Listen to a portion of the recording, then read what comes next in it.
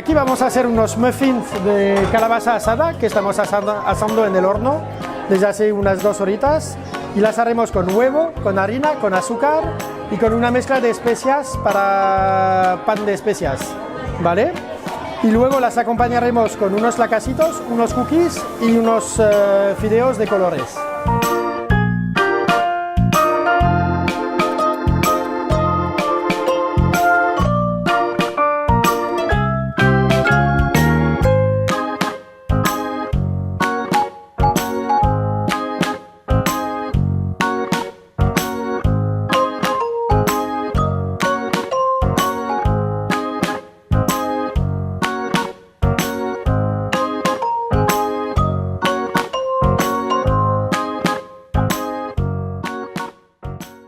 Ajonesa es mi mayonesa, con un toquecito de ajo fresco y sabor mediterráneo. Elegido producto del año 2016 por los consumidores. Ajonesa, mi mayonesa.